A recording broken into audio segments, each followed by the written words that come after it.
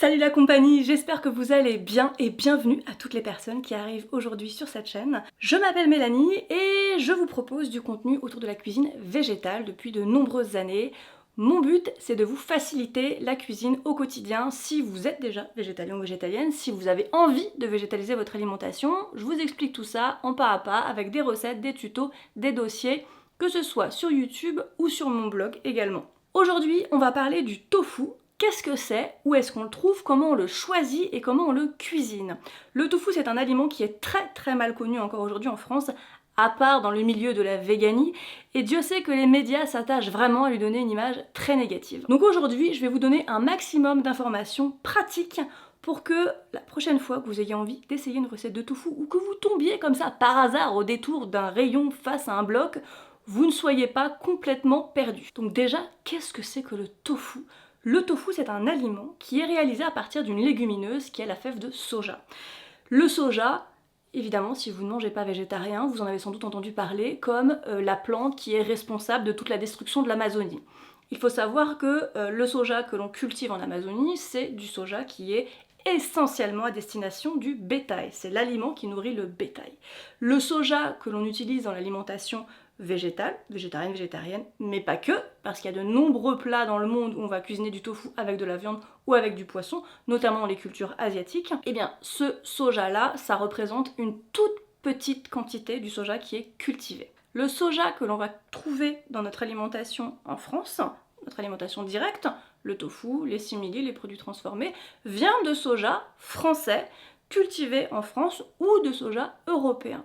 Tous les produits, c'est très facile à vérifier, de toute façon la plupart des produits, quand vous allez en magasin bio, en épicerie asiatique, il suffit de regarder où vient le soja et c'est précisé dessus.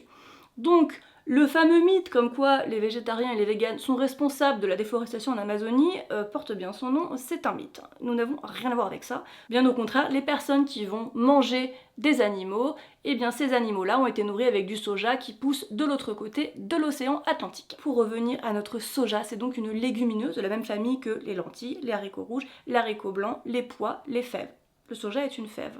Une fois qu'elle est séchée, elle se présente sous forme de petites billes jaunes comme ça qui ressemblent un petit peu à des pois chiches sauf qu'elle n'est pas du tout fripée. En magasin biologique ou en magasin asiatique, on va très souvent retrouver du soja dépelliculé, c'est-à-dire qu'on enlève la pellicule autour de la fève et la fève se retrouve cassée en deux. Elle va du coup cuire beaucoup plus vite. En magasin bio par exemple, on va trouver la marque Selna qui distribue du soja dépelliculé, c'est donc du soja issu de l'agriculture biologique et cultivé en France. C'est marqué sur l'étiquette. De toute façon, sur les produits d'origine biologique, vous avez toujours la provenance de l'aliment. UE, non UE, et quand c'est France, c'est mis France. Du coup, qu'est-ce qu'on en fait une fois qu'on a notre fève de soja? Eh bien, on va la faire tremper dans de l'eau plusieurs heures pour l'attendrir, pour qu'elle soit plus digeste, et ensuite on va la cuire avec une eau propre, et on va la mixer. Là, on va obtenir du jus de soja avec encore à l'intérieur toutes les particules de soja. On va donc filtrer et on va obtenir d'un côté le lait de soja et de l'autre côté l'okara de soja. L'okara, c'est donc une matière extrêmement riche en protéines, bien plus que le lait de soja. Une fois qu'on a ce lait de soja, on le fait bouillir, on va rajouter à l'intérieur ce qu'on appelle un coagulant, ça peut être du nigari qui est du chlorure de magnésium, mais quand on le fait à la maison, on peut faire avec du jus de citron ou du vinaigre. En magasin, vous trouverez uniquement des versions coagulées avec du nigari, c'est la méthode traditionnelle qui permet d'avoir un tofu bien lisse. C'est donc de cette façon qu'on obtient du tofu. Vous voyez que le tofu c'est simplement et uniquement du soja avec un coagulant. Ça c'est pour la version nature. Une fois qu'on obtient ce tofu, on va avoir différents degrés de fermeté, du tofu soyeux qui a une texture un peu de fromage blanc, à du tofu extra ferme qui est extrêmement pressé. En fonction de sa fermeté, on ne va pas forcément l'utiliser dans les mêmes recettes ni de la même façon. En France, on trouve plusieurs marques qui proposent du tofu, je vous en présenterai quelques-uns après, et d'une marque à l'autre, on n'a pas du tout la même fermeté. Qu'est-ce qui va changer? Tout simplement votre goût en fait. Est-ce que vous préférez un tofu ferme, un tofu moins ferme? Est-ce que vous préférez du tofu qui va être poulet? Est-ce que vous préférez du tofu qui va être brouillé? Tout ça, ça vient avec l'habitude, avec l'expérience aussi de le choisir, de tester, de voir ce que vous aimez, comme n'importe quel aliment.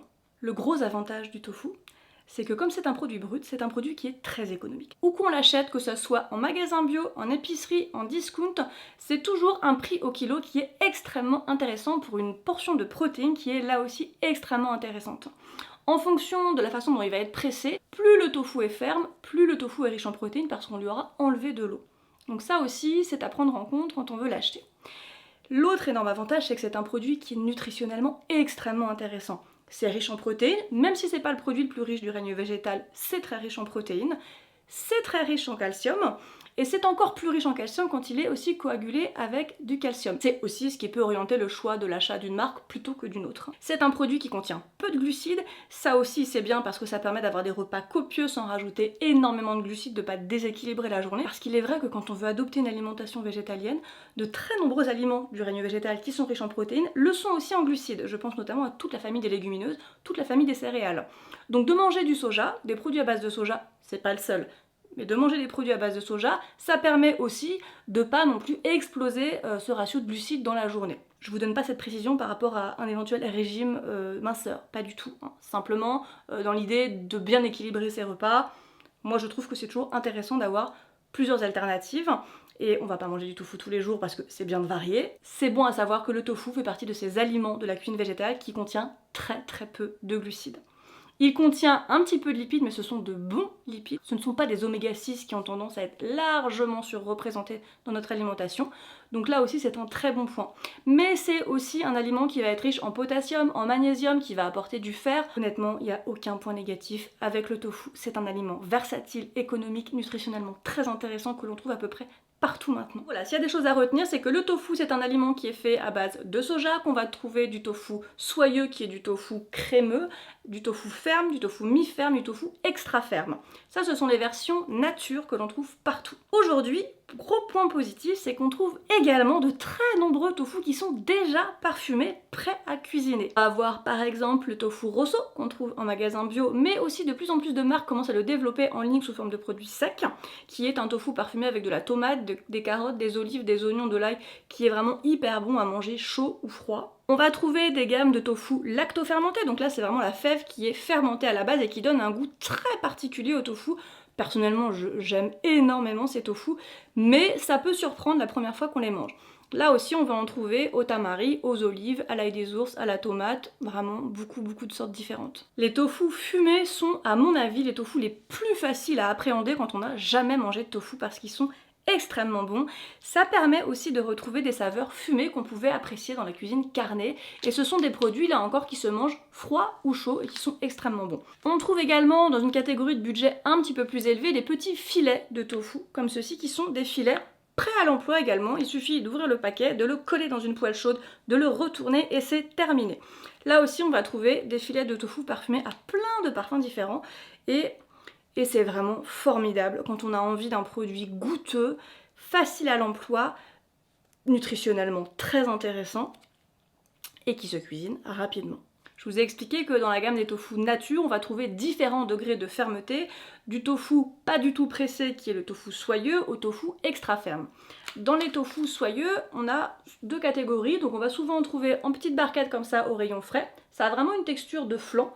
Ça n'a pas un goût, ça n'a pas de goût hein, pour être tout à fait honnête. Et on peut aussi le trouver en petites briquettes comme ça. Alors je vous montre ces deux produits parce que c'est ceux que j'achète, mais on trouve d'autres marques évidemment. L'avantage de la briquette, c'est que c'est un produit longue conservation. Donc ça c'est très pratique, il n'y a pas besoin de la conserver au réfrigérateur. Dans plein de pays d'Asie, le tofu soyeux, on va le manger tel quel avec une sauce, voire légèrement pané ou incorporé dans des bouillons. Alors qu'en Occident, c'est un aliment qu'on va plutôt utiliser comme un aide culinaire. Ça remplace à merveille les œufs, voire le combo œuf plus crème, dans un appareil à quiche par exemple, à tarte. Moi je m'en sers également pour des ganaches de gâteaux, pour faire des glaçages, pour faire des crèmes dessert. C'est vraiment très pratique d'emploi. Dans la famille des tofu fermes à extra ferme, là aussi on va trouver des produits frais et des produits secs. En produits frais, vous allez souvent les trouver dans des petits emballages comme ça. Ce sont des produits frais, donc à conserver au réfrigérateur, avec une durée de vie plus ou moins longue. Ceci étant, je rappelle que donc le tofu est un produit qui est déjà cuit, et quand il est dans son emballage comme ça, vous pouvez dépasser la date indiquée sur le paquet sans problème. Hein, fiez-vous à votre nez et à l'allure du produit. On va éviter le gaspillage alimentaire pour rien. On va trouver soit des gros blocs comme ceci de 500 grammes, soit des blocs de 250 grammes. Ça dépend combien vous êtes chez vous, à savoir que plus on l'achète en gros comme ça, moins c'est cher au kilo. Moi j'achète quasi essentiellement que du tofu que l'on trouve en magasin biologique parce que c'est là que je fais mes courses. On va y trouver par exemple le tofu de la marque Tosolia, vous avez également la marque Seuil, toutes les deux sont des marques françaises. La marque Soy a l'extrême avantage à mes yeux d'être coagulé avec du calcium, ce qui en fait un produit très riche en calcium et donc vraiment très intéressant à intégrer dans le quotidien. On va aussi trouver du tofu frais en magasin asiatique qui est un petit peu moins cher, mais on en trouve aussi aujourd'hui à Lidl, à Aldi et dans de plus en plus de grandes surfaces. L'autre tofu, donc que je n'ai pas ici parce que j'en achète pas, c'est du tofu sec, longue conservation, que l'on va trouver au rayon. Alors en grande surface, c'est souvent les rayons diététiques de la marque Björg, mais vous avez également de plus en plus de magasins en ligne comme La Fourche ou Koro par exemple, voire Casidomi, qui proposent leur propre tofu sec. Ce sont des produits qui ont plusieurs avantages, ils sont en conservation, donc ça permet d'en avoir toujours en dépannage.